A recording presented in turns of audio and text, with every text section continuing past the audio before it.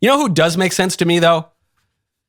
One of my absolute favorite people in Hollywood, and actually one of my favorite people in America, because he's just a great guy and he's done incredible work, both on screen and off screen. And it's so rare because, Hollywood is filled with just decayed narcissists who just live miserable lives of squalor. And so when you find a good person there, it is, you want to talk about a diamond in a rough, you want to talk about a needle in a haystack, well, that would be the great Gary Sinise. Gary, thank you so much for coming on the show.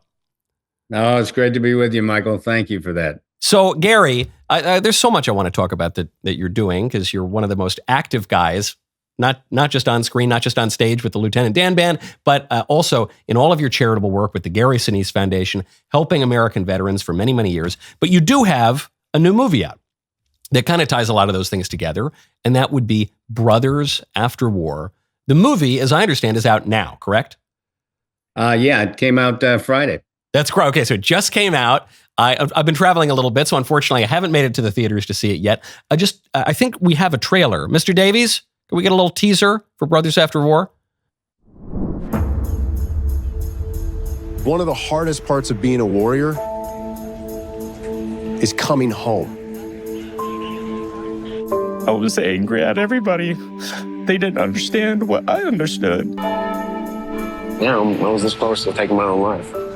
I invested so much of myself into the military that it was hard to let go. I'm doing this documentary right now because I want to see how the guys that I embedded with years ago are doing, how they're really doing.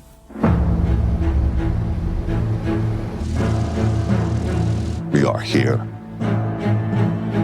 We are family. And we don't have to fight this fight alone. You spend so much time out here with them. You almost become brothers, so. If I fall down, I expect you to fight. My main purpose is to get my guys home safe. Coming home has always been the hardest part of being a warrior. But if we walk beside them, they can make it all the way home. I'm moving on. Beautiful. So, Gary, tell me a little bit about what attracted you to the project. Yeah, so thanks, Michael. Thanks for playing that. Years ago, probably, we launched a movie in 2009 called Brothers at War. And it's my buddy Jake Rademacher had two brothers serving over in Iraq, and he wanted to know what they were doing. And this was a difficult time back then because there wasn't a lot of great publicity coming out of the Iraq War. If you recall, at the time, the media was covering a lot of negative things. You weren't hearing much good was happening over there. Yet, I went over there myself, so I saw it personally. There was a lot of stuff our troops were doing over there that wasn't being covered. And Jake wanted to sort of embed with some units over there to find out what was going on with his brothers and others who were serving over there. So we ended up making this movie called Brothers at War that showed, active duty life during the height of the Iraq War. And it did very well for a documentary. It got a theatrical release. It got a DVD sale. It got a television release on cable. So it did very well. And years later, I was talking to Jake and I said, what do you think I know what's happened to your brothers, where they are, but what about all the other guys that are in the film, the guys and gals that we meet in the first film? Where are they now? What are they doing? Are they out of the service? Are they in the service? Are they still serving? What's going on with them? Jake knew a couple of them where they were, but others he did not. So we decided to make a second film. And we discovered that many of them are out of the service now.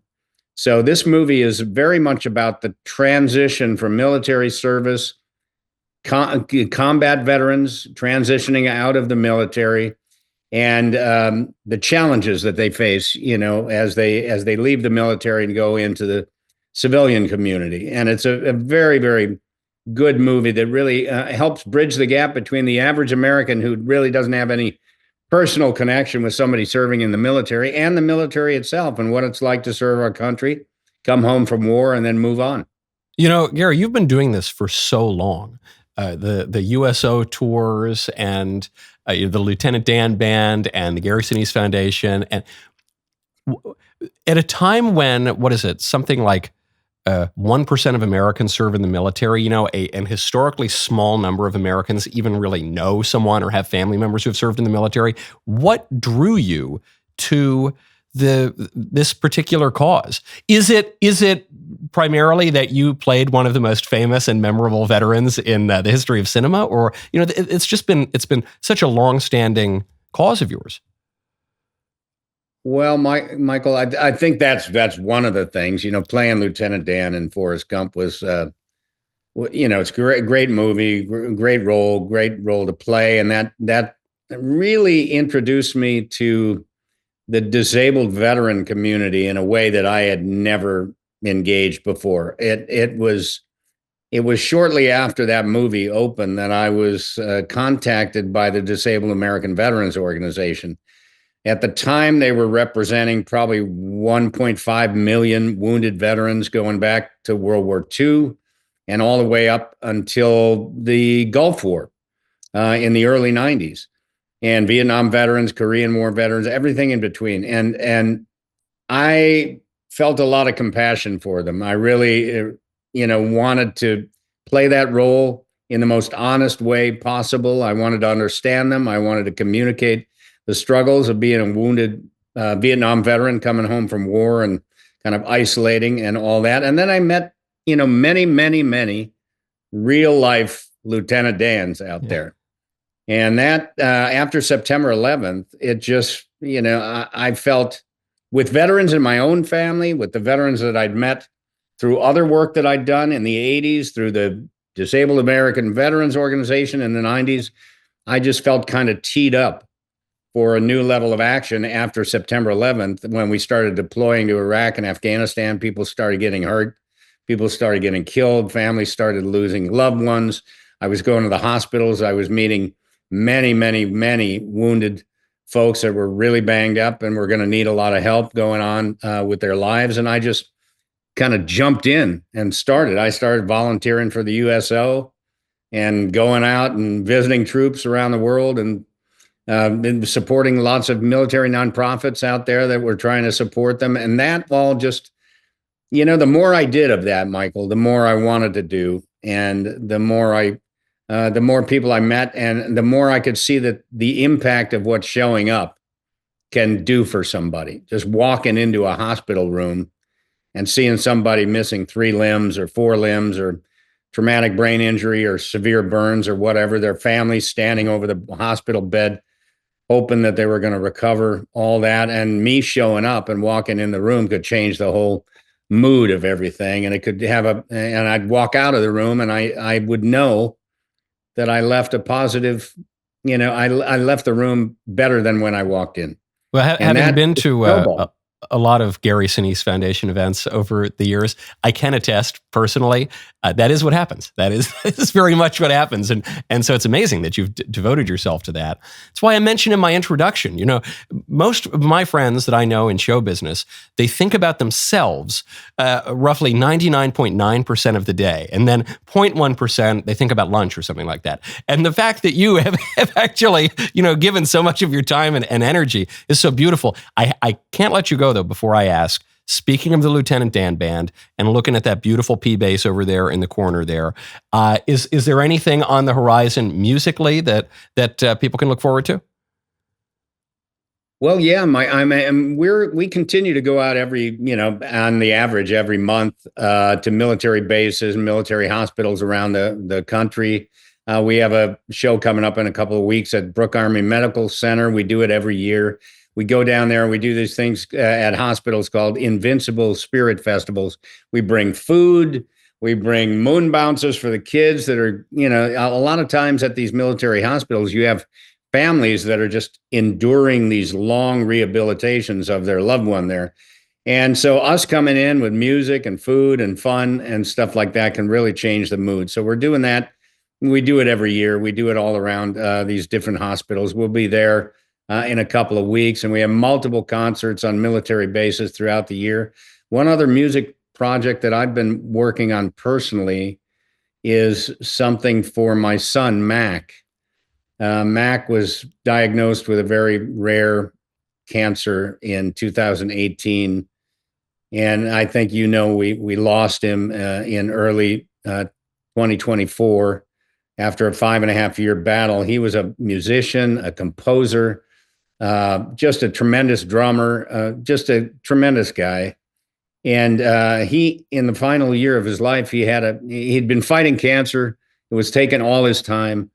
And that final year, which we didn't know was going to be his final year, of course, but early into 2023, he said he wanted to finish a piece of music that he'd written in college that never finished. And he did that. He ended up going into the studio with an orchestra in the summer of 2023, recording this beautiful piece called Arctic Circles. That's at Mac Sinise YouTube. That led to an entire album of music. He said, I don't want to stop with just this one piece. And so for the rest of the year, he was working on an album called Resurrection and Revival.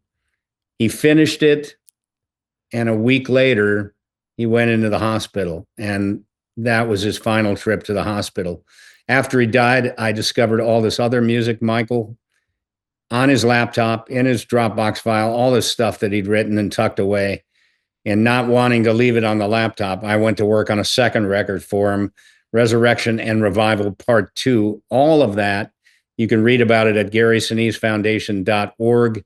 You can go to Mac Sinise YouTube. You can hear the music. You can order the vinyls.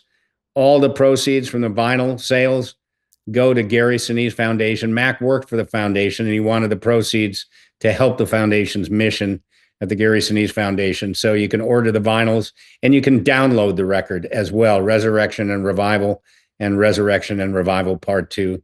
That's what's primarily taken up a lot of my time this past year, is just trying to accomplish this goal for Mac and bringing his music to life. I remember when Mac recorded there was a song that maybe it was on YouTube. I don't even know really where I first saw it. I thought, man, this is really cool with the orchestra and everything. Wow, how amazing! And then to get a whole album out of that. And then this amazing process of a second album, because any musician, professional or amateur, is going to have scratch tracks and little things you're kind of working on, and they're just all in various states of unfinished. And to go through all that, it's just so beautiful. So I really encourage everyone. You have a long list of things to do, not a long list. You have a solid list of things to do right now. Go to the Gary Sinise Foundation. Just give money, first of all. That's the first thing to do. But what you can also do while you've got your checkbook out is get Resurrection and Revival. Go get the albums. Absolutely amazing project. Then, did I mention give money to the Gary Sinise Foundation? That's the next thing to do. And then finally, when you're rounding out your week, go check out Brothers After War. One, to support one of the best guys in the country. But second of all, because I'm quite confident, especially given the first movie, that it is excellent. I look forward to seeing it myself. Gary, thank you so much for coming on and taking the time. Oh, thanks so much for having me, Michael. And thanks for helping to get the word out. God bless. Absolutely. Good to see you, Gary. What are you going to do now? All you have is the present. The past is done. And what you can do now, if you want to plan for your future, is you can ring the bell and subscribe. And then you'll know that future you will thank present you for making a good decision today by subscribing to this channel. I'll see you next time.